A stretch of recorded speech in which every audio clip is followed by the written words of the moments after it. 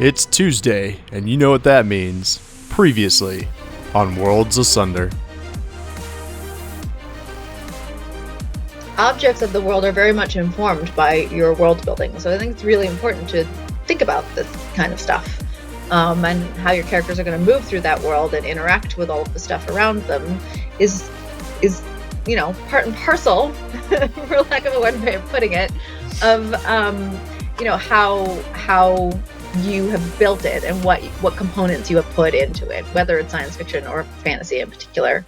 The stories we've read capture our attention and immerse our minds in settings of all kinds to bring us the spectrum of feelings and deliver the tale of tales to our starving psyches. Whether it's medieval-style fantasy with mages and knights, or hard sci-fi takes on the future of space colonization, or thrillers set in your backyard, world building is the foundation that holds up the narrative, the glue that keeps it from unraveling as readers follow the journey you laid out for them, all to make the stories jump from the pages and burn themselves into our memories. Welcome, weary writers, to Book Career in a Year's network of podcasts.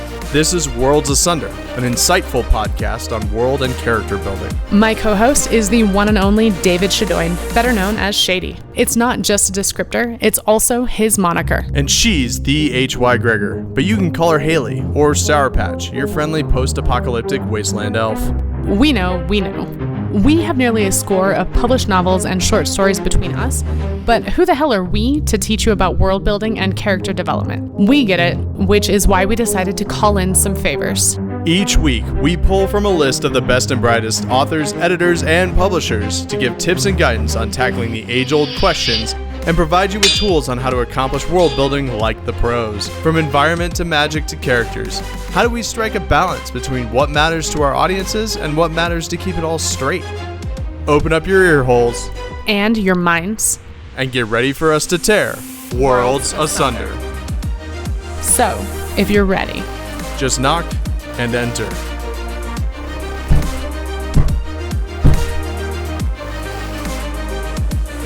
But could you just get me into Hall H just this once so I can see this one panel?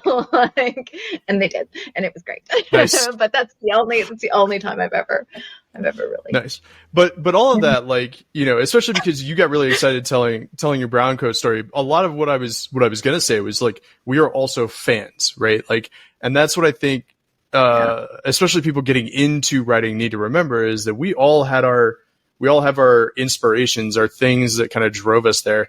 Whether it's the archaeological background or being a fan of Firefly or Star Trek. We all have our fandoms that we really enjoy, and knowing how that pitches to you, and this is going to kind of cross over into the business side is a good way to understand how to also then, not just comp your books, but how to identify the uniqueness of what you're doing. So, well, it's also a behavioral code. I think it's pretty important for, especially in science fiction and fantasy. I'm not sure about the other genres, but sci-fi fantasy definitely, for writers earlier on in their careers to attend conventions so they can see how authors behave with their fans in signing lines, but also how authors behave on panels. And not just the author that you are a fan of or that you're excited to see, but authors in general, because that is you need to see who does it well and who does it badly and model your own future behavior on those people. It's really important to because the friendships and the linchpins that you make within the community, that's your networking for the rest of your life as an author in this world, in the sci-fi fantasy world. And so I think it's a really good idea, both in terms of yes, we're all nerds, but also think about your behavior as a nerd within nerd spaces. Exactly. Especially if you wish it to become a professional career. Yeah. So I'm gonna reel it back into world building a little bit. There was a really nice little transition at some point, but I think I missed it. But you did, since we were discussing genres, you did end up building kind of an expansive universe off of your first series, right? You had another series that was 20 years before, another series that was 20 years after. So how did your world building grow when you added those spin-offs or even just like the prequels, sequels? Yeah. So when I wrote Solus, I thought it was a standalone when I initially wrote it, and I thought it was the prequel standalone for what would become the Custard Protocol series. So Prudence, the daughter character, and the metanatural concept was always in my brain and was always what I thought I was going to be writing for. But then when I signed the contract for Solus, it was a 2-book contract for 2 books in the same series, and I was like, oh, am I writing a series? So then I started writing it as a series, which in my case just meant I sort of scattered a bunch of plot threads in the second book in that series. And then I was like, oh, it has a cliffhanger ending, which was very normal for me because I come out of sci-fi fantasy, and very abnormal for all of my romance readers, who some of whom have never forgiven me. They still read me, but they're still mad about Changeless. And I was like, sorry, it's a cliffhanger for a second book in a series. It's just a rule. It's like, I grew up with Star Wars. I mean, come on, everybody. So anyway, so then I had my editor knocking on my door being like, wait, what happens? What happens next? And I said, 2-book contract. Why are you talking to me and not my agent? So that she took my agent. So then we got a 3rd book. And then in the 3rd book, I was like, I put too many threads into that 2nd book. So we're going to need 2 more. So another contract happened. So that series was very much like, okay, I guess I'm writing a series. But I had always had this idea in mind that I really wanted to explore what the supernatural was like and what steampunk was like in other parts of the globe, especially if you're dealing with this particular time of the Victorian era with colonization and, like how does that play into what the expansion of the British Empire and all the ugliness of that and stuff. And so I was like, okay, we gotta explore that. So I had that in mind, and then I had a YA house approach me and say, "Hey, we know you like YA, because I do. I love YA. Many of my favorite authors are YA authors. Would you consider writing YA?" And I was like, "That I would like to do more than anything else, actually." So I pitched a 4-book series for that, because after the 5-book kerfuffle, I was like, I'm an outliner. I was like, I would like this to be a nice, clean, tight, like, I know how many books I'm writing. I know where we're going. We have a thread that connects them all. I can make everything cohesive. So I pitched the Finishing School series as 4. And that's what they acquired it as. And that one is actually exploring what I was doing my PhD on, which is, I'm really interested in technological transitions. That's what my focus was. And particularly involuntary abandonment of a technology. There are multiple times throughout history where a culture has had something, say, the wheel, the potter's wheel, and then once the occupying forces, shall we say, who had introduced said very convenient and extremely useful thing like the potter's wheel, leave, the culture just rejects it outright. You're like, wait, more efficient. And that culture's like, no, we would like our grotty hand-built crap back. So there's all of these instances, and I was like, what if there was a whole technology before a whole steampunk technology before the Parasol Protectorate, and this story, which is about these female spies in this crazy floating spy training dirigible school, is actually also about why a culture would choose to abandon an advanced tech. So that was the sort of underpinning of that. So world building definitely came into play for that one. So it was pretty natural for me the way I had written the universe initially, because it is so very nested in the actual history of the time. It's just a skewed, re-explained version of that history. I have the whole world to play with as far as I'm concerned. And so I just used initially that YA series to explore the ramifications of the technology and how it might have changed and evolved before and after, partly to encourage my readers to understand that the technology is not a static thing, even in the past. It's always changing. It's always evolving. So if I'm going to pick up and run with this world into the present day, it will also change, and the vocabulary will have changed and all that sort of thing.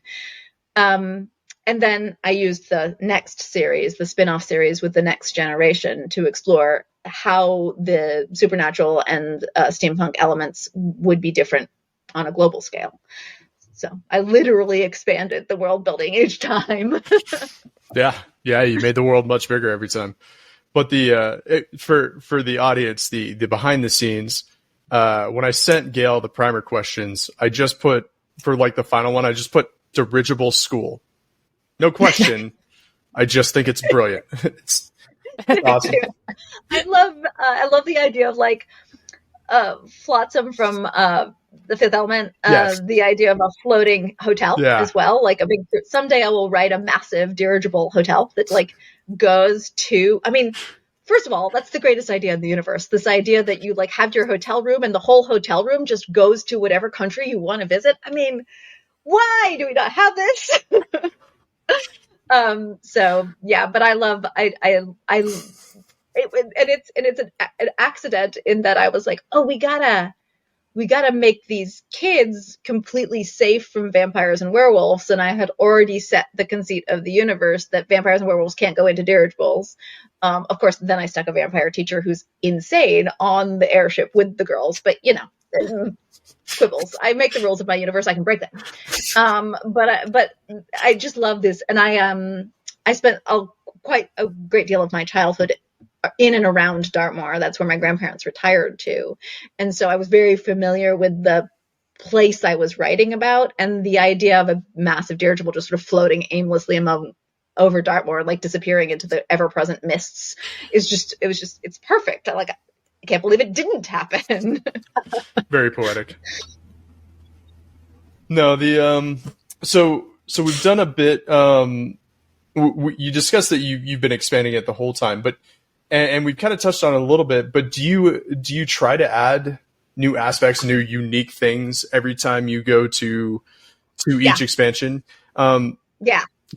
And mysteries. Yeah, obviously, and new mysteries, but not just changing the time frame, right? Which would change the technology slightly, but like, are you trying to almost, and it's along the lines of the technology, like culture's getting rid of technology, right? Are you finding, do you always try and do that, or does it just kind of naturally occur? I think it naturally comes to me, but also I'm definitely one of those authors where like you think I've explained it all and you've figured out how the world works when you're done with the first series, but then you'll learn there's this whole storied history with mechanicals in the second series, and now you have to figure out how that world became the one that you just read about. And then when you were on to the third one, I'm like, oh yeah, you thought you understood how vampires, werewolves, and the preternatural and the magical system, for lack of a better way of putting it, works in this universe.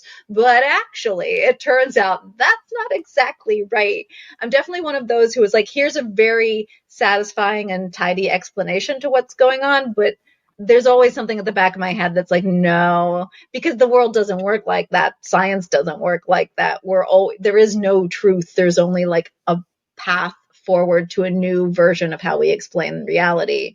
And so I do that with my world building all the time, where you'll be very satisfied at the end of one of my series. I do write them that way, but also you'll learn that like those characters thought they had it all figured out. But of course, 20 years later, that's not how the world works. That's new technology has come, new understanding, science has changed again.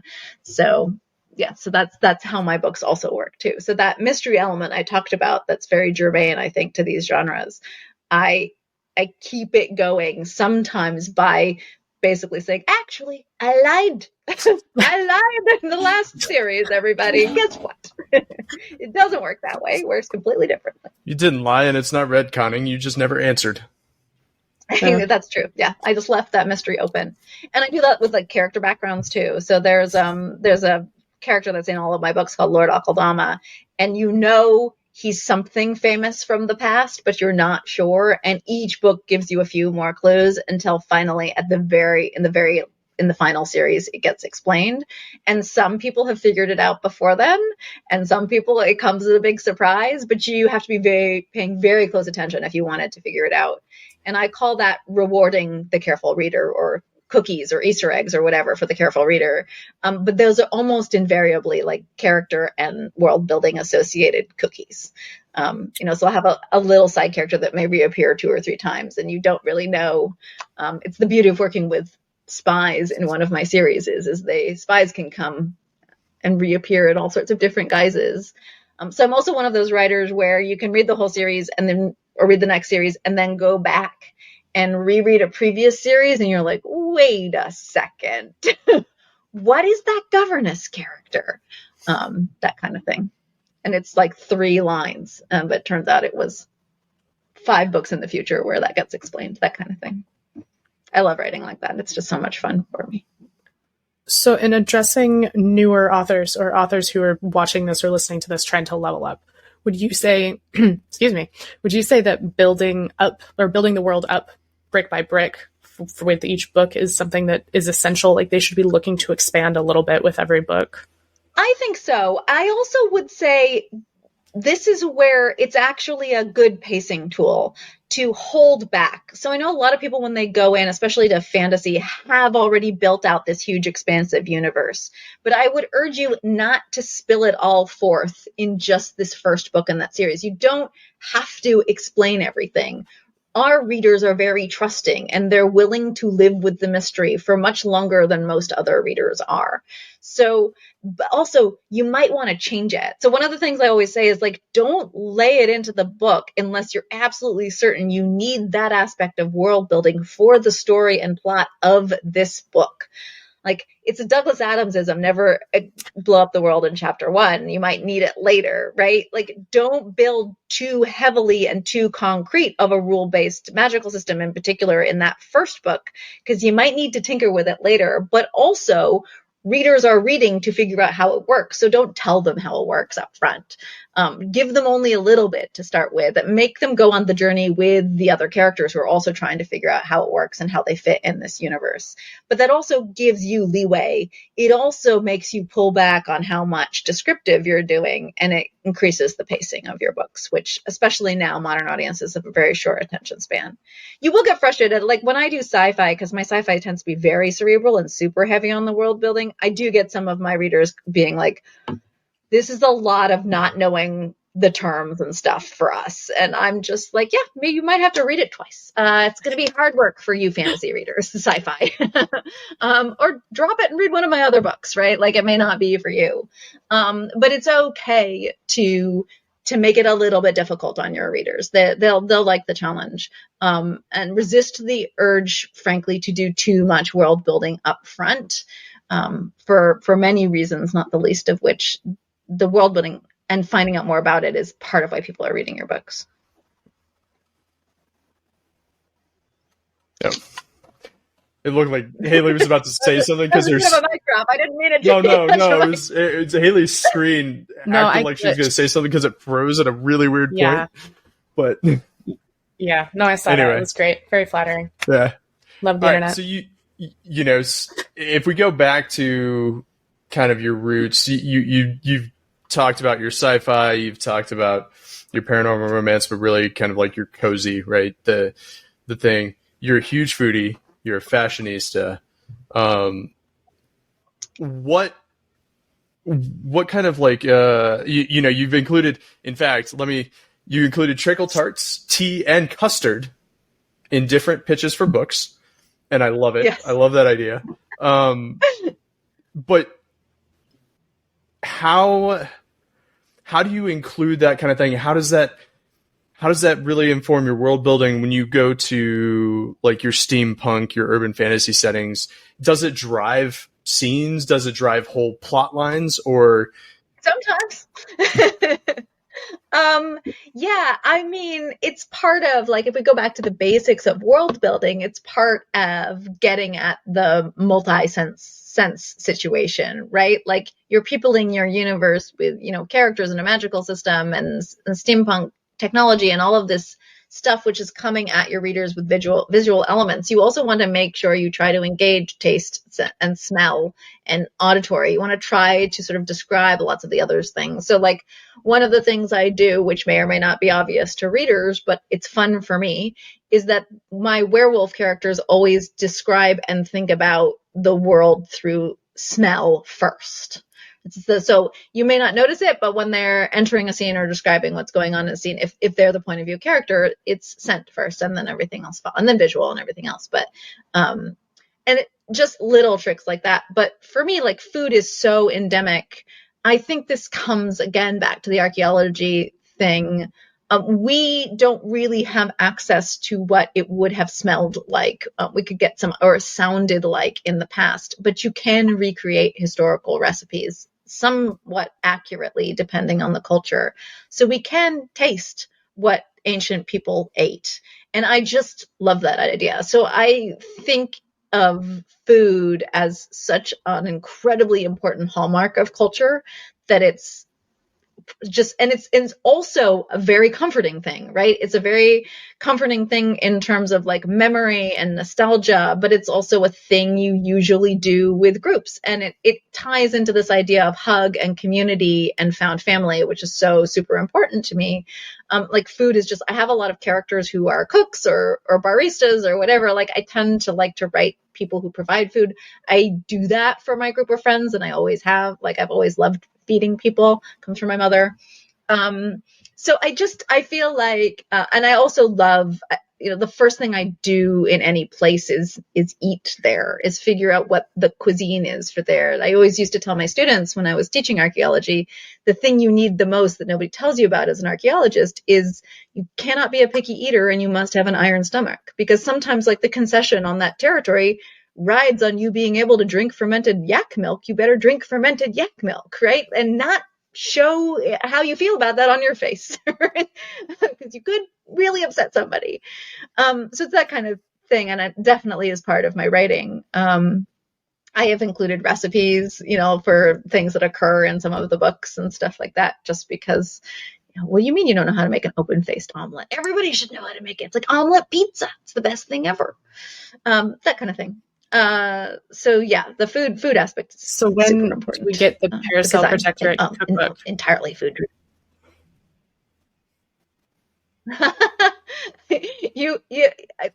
That nearly happened, actually. I was even under contract with somebody who was going to write the cookbook, and we started doing it, and then it fell apart, as these things do. But yeah, it should happen someday. I want it to happen. And I know, like, you mentioned our hallway discussion, and part of that was we were talking about the different cuisines of the world, things we got to try, things we enjoyed, things we didn't enjoy. Yes. Yes. But that's, that is one of the things that, like, you're talking about your real life aspects of it, where it's like, yeah, you have to drink this yak's milk.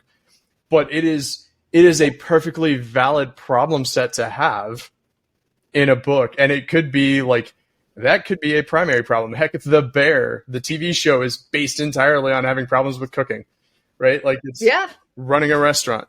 So it's, it does help inform different parts of your world. You just got to figure out how much to involve it. And I know you pride yourself on making your readers hungry based on your description. I do. So. Yes. They complain to me all the time that they've been made hungry by my books, and I'm like, yes. But also it's really fun for me to do things like write. So Alexia is a sort of very prim and proper, like, practical British woman who I then send abroad and encounters baklava for the first time, and to try to put myself into the mindset of a Victorian eating and then explaining what baklava is to in her way, and of course she's more excited about this than anything else in the world. And she's like, it's just, that's also part of world building, and part of the fun is, I like culture conflict is probably one of my favorite tropes of all time. So like, again, I think it's because I have an anthropology background, but I love reading books where the miscommunication is driven by the fact that the characters are just from two different cultures, whatever form that may take, whether that's like werewolf and human, or, India and England or whatever. So yeah, that, and food is often the bridge that can mend that conflict. If you fall in love with the food of another culture, in a way you start a love affair with that culture, because how could you not if you love that food so much? Exactly. That's why I would love to go back to Japan. The food was amazing there. Minus Thailand. Yeah. I was like, I think I should probably live there because I love the food that much. Yeah. I'm learning the language so I can better talk about the food. The only Italian I got was every flavor of gelato. That's my Italian. I mean, that's not a terrible thing, but that is very one course. But we delved into the food a little bit, but the fashion too, right? You've got a bit of the Victorian area, but you do take a little bit of leeway on some of it. And sure, and I take digs at it constantly. I mean, I chose, like, people ask me, like, why did you pick the specific time period you picked for the set of your Victorian era. And there are historical reasons to set that in the 1870s, but mostly I chose it because the fashion is ridiculous. Like, it is truly some of the most absurd Victorian fashion you've ever seen. And I was like, it's just comedy gold. Victorian fashion is comedy gold. So like, yeah, and fashion in general can and will be comedy gold. Because what humans have chosen to put upon their bodies over the years is increasingly absurd. I mean, I grew up in the 80s and 90s. Ugh, it's just wild to think what we wore and how we wore it and what we thought was cool. It's just crazy to me. So yeah, I love it. I love the fashion almost as much as the food. And I was going to be unashamedly about that when I was writing this stuff. Because I was writing for the audience of me in general. And I was like, this is what I want to read in my science fiction and fantasy. And, you know, the first book came out in 2009. There wasn't a lot of that, of like crazy, funny female main character, like queer silliness where like everything could be lampooned from food to fashion or whatever, but it was also like exciting and fun and described and absurd. I mean, Ivy's hats alone. I have cosplay. Not a lot of authors who don't have movies have cosplay, and to this day I still have cosplay of my stuff come up. And a part of that's steampunk, that they're already cosplayers, but it's great for me. I will still encounter a Lord Akaldama in the wild and be like, yeah, I wrote that character into existence, and now you're dressing like him, and I know, and we know, because I could spot you immediately because I was so clear about the kind of style that he wears that we're all on the same page, literally and figuratively. And it's those details in world building too that increases that readership, right? It makes it easy for them to delve into. Yeah. It is a specific type of reader, though. I mean, like, the kind of world building you do will alienate some and increase others, right? Like, yeah. So that is something to think about when you're writing in a subgenre. There are certainly, you know, for example, historical romance is going to be a lot more relaxed about how much you're describing the dresses than contemporary romance. So, and the same kind of thing, it percolates the different genres in science fiction and fantasy. But I mean, yeah, depending on your target demographics and like your comp titles and stuff like that, you can definitely go places. That when I was first writing were sort of untouched fields. I mean, when I was first writing in sci-fi fantasy, very few authors even described what their characters looked like at all, let alone what they wore. Yeah. Well, I love your methodology, and I think that it's something that everyone can benefit from adding to their process, because you're taking form and giving it an alternate function. And so I think that if there's a time period or, you know, a place that you're wanting to replicate or, you know, include, look at the food, look at the fashion just like you do, and say, okay, why else could they be doing this? And then like watch all the fireworks explode and come up with ideas from there. So I think that's a great tip. Yeah. It's a really fun, I call it the skewed look. And I think, again, it's because I come from an archaeological perspective, I'm used to not having a historical record, looking at an object and trying to figure out what that says about the culture. And so as a world builder, I kind of work similarly, but it also means that like the things out of a historical record that we accept as explained, for example, Henry VIII breaking with the Catholic Church because he wanted divorce, right? I was like, yeah, but my brain goes, yeah, but what if that's not the actual explanation? And the archaeologist in me is like, what if, in fact, he wants to bring vampires and werewolves into the army and the intelligence service, and the Catholic Church considers them monsters and wants them dead. And so the like divorce thing is just a front. He really wants to do this other so, and that's just like, in part, I think it's training from my background, but yeah, but that's also helpful if you're writing humor, is to develop a perspective where you're like the easy initial explanation or the easy initial reason, or like when you reach for something in your toolkit, no matter how incidental, if you're like building the tavern owner that your characters visit for 5 minutes on the course of their journey, why is that tavern owner that way? Like, why did you make him like an old white dude, for example? Like, it doesn't have to be like that. And it's a lot more interesting if you come up with a new, different alternative or explanation for that for an aspect or a peopling of your own universe. It just makes it more exciting and interesting to read about. So yeah, trying to train your brain to think in terms of a slightly skewed perspective will also make it a lot easier for you to write funny. I mean, it would help too, like establishing a major point of the world. Like you might look at it, you know, like kind of like you did, where it was Henry VIII wanted to depart from the Catholic Church. Well, that problem set's been solved unless you change why. And now you have a different drama. Yeah. So yeah. And I would say that's the most important thing in world building. And a lot of younger writers in particular are very like occupied with what does it look like? What is it like? But the question you should really be asking yourself as you world build is why? Why does it work that way? Why are you writing that way? And that's kind of where the exciting meat of it really lies for everybody, including your readers. Yeah. And it, you know, like you said, it sets up humor. It also sets up decent mysteries on the backside. But yeah, it sets up discoveries for you and your readers to make in the future. Yeah. So I don't want to take up too much more of your time, and we will definitely hit you up to have you back on. But there was one other question I wanted our audience to get an answer to. You famously have written The Heroine's Journey. The nonfiction. The nonfiction, which reading it shows how much you've studied story structure in general, right? And we know very few people who have studied story structure in that, like, really delved into it that way, let alone people who have written actual books on it. How does that then inform your world building? Because that story structure now paints problems in a different light. So, or does it?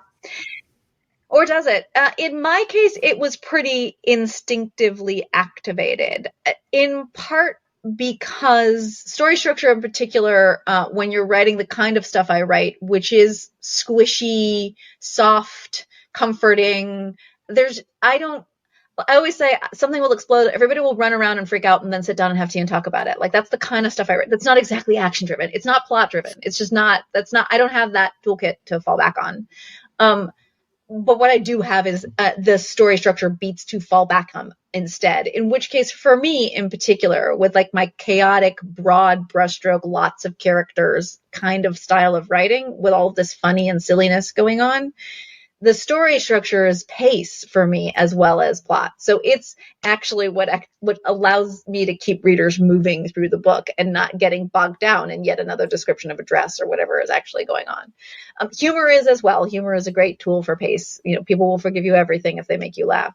But if you don't have structure, whether that's a beat structure from romance or whether that's hero's journey or heroine's journey or something else, that is where you will lose your readers because they straight up get bored or they feel lost and they don't know where they're going. I always say, for me, because I'm not writing literary fiction is a completely different beast, right? But for me, as a reader, I really like to feel like there's a strong hand of an author holding me and taking me somewhere. I attrit out of books that feel too waffly for me. If I can sense that the author is a pantser, I'm probably not going to make it very far into that book. So if you are a pantser, you better hide it from me very carefully by going back and rewriting and putting some foreshadowing in and making sure your beats and your story structure are solid, because that's what will hold that book. And that's what will retain your readers more than anything else through the course of the story. All this other stuff, all the juiciness of world building and the mystery that they're reading for, if the book is not entertaining, if the book is not sharp, if the book's not keeping people moving from pace to pace, then you have failed as your job, which is, we are writing fiction. It is to entertain your readers. And that's where story structure just becomes super important. And I just delve into it because my background is as a classical archaeologist, and that means a lot of classical mythology, but also, because I really gravitated towards the heroine's journey rather than the hero's journey. And I was noticing that people weren't talking about it very much. Everybody sort of knows the patterns of the hero's journey and not the heroine's. But those are the narratives I've always enjoyed. These sort of narratives about connecting with other people and moving together in groups through space and time rather than individualistic approaches. So that's kind of why I wrote the thing. But I would say from a world building and craft perspective, I activate it pretty organically without even realizing it, mostly because that's all what I read. Like if I picked up a book and it felt too hero's journey to me, I would just drop it. And I've done that since I was, a child. It's just not a narrative that I really gravitate towards, with the exception of something like The Bourne Identity. But in general, yeah. And so that's what I activate. Who doesn't like Matt really Damon? Well, exactly. Yeah. No, and that's so just to kind of give the audience just a little, maybe kind of a comp to it. A lot of anime manga gravitate more towards the heroine's journey than the hero's journey. You can find instances of both, but the Japanese are very famous for both story plot lines. And other structures too. The interesting thing about, they are pulling on a whole other toolkit like isekai and things like that, but also 4-act structure, 6-act structure. There's different interesting structures in 7 mysteries trope. World, I'm currently writing something based on that trope, so it's fun. And for everybody who wants to, we will definitely link seminars to the things you've taught on Hero's Journey. We're not going to drag you back on here to rehash all of that, but we will definitely link to it. Haley, do you have any other questions for our guest? I have many other questions for our guest, but I think that as far as our topics that we had hoped to address tonight, we've done a pretty good job. This has been awesome. I've loved this. Yeah. Thank you for having me. It's been really fun to get really juicy and talk about this stuff. I don't normally talk about world building to such a meticulous extent. Oh, it's one thing that we've talked about. Go ahead. Sorry. Okay. A lot of the times when there's a writing course, you'll take one class on world building, or an hour and a half long workshop, and that's it. And so we're breaking it down by genre and trying really hard to kind of talk about more of those detailed things that a lot of our guests have said the same thing. This is really cool. So we think it's really cool, which is why we're here. It's really, and it's so extensive. It's such a broad topic. You can't really cover it, especially in sci-fi fantasy. You can't really cover it in just one session. You can lay some of the groundwork down, but there's so much nuance. And there's also, I would encourage new writers to really think about like the aspects of world building that they really gravitate towards as well, right? Like, I write very object driven stuff. I'm a material scientist by training. I'm really interested in the objects and the substance of the world. That may not be what interests you or where you're, but you can drive that into your fiction, whatever passion it is about this world we exist in. You can take that to the one that you create. Yeah. Well, thank you again, Gail. Like I said, we will definitely ask you back at some point to do some things. We got a couple of fun episodes planned here in the near future, and we'll probably hit you up about those as well. Please do. I'd love to come back anytime. Yeah. Always happy to. But thank you again. It's nice seeing you again. Yeah, it's wonderful to see you virtually. Hopefully we get to see you at some point out in real life, IRL, as the kids say these days. Yes, absolutely. But yeah, so you can catch Gail at gailcarriger.com and on her 20-minute delay podcast, all about traveling, which we didn't get into, but no, it is delayed. The 20-minute delay is currently in hiatus because we have been doing too much traveling. But this is what happens when you have a travel podcast, is that occasionally it goes on hiatus because we're both traveling too much. But there's definitely lots of back catalogs on that. Yeah. And we'll include all the links in the show notes. Gail, is there anything else you want to leave with our audience, our newer authors? Okay. No, I have a new book coming out at the end of this year in the San Andreas universe. It's the 4th book in a series, though, so you got some catch up to do. But if you want some crazy queer werewolves and other shifters in the Bay Area getting up to no good and causing a ruckus in very hilarious ways that include things like a very bad werewolf country music singer, that kind of thing, then you can check out that series. That's the one that has a new beastie coming shortly. But I tend to keep all of my universes alive. And then if you want some incredibly meticulous and very juicy world building, my last sci-fi series called The Tinkered Star Song is where that lies. And I think I'm being terribly, terribly clever with the world building in that book. What do the aliens want? You will find out by the end of the series, but it's not what you think it is at the beginning of it. It's not probing. It's not probing. No, they are trying to take over the universe with the entertainment industry, which not a bad way to do it, if you ask me. Smart strategy. Well, I've been your host, Shady. That has been my co-host, Haley. And this has been our wonderful guest, Gail Carriger. Thank you for coming on Worlds Asunder, and we'll see you next week. Bye, everybody. Well, look at that. You found the end of the episode once again. Let's hope you found some techniques to help improve your writing, such as using food and smells, or comedy and fashion, or even story and plotting techniques. Thanks again to Gail Carriger and to her assistant Kelly for making these last 2 episodes happen. Thanks also to Nick Thacker and Book Career Network for allowing us to continue having a platform for this podcast. Haley and I appeared 2 weeks ago on Ink and Effort, but if you didn't follow us there, follow us using our show notes.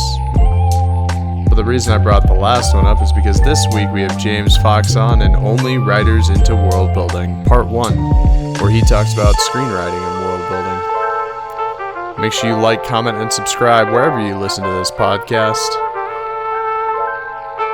And as always, thank you for helping us tear the worlds asunder. We'll see you next time.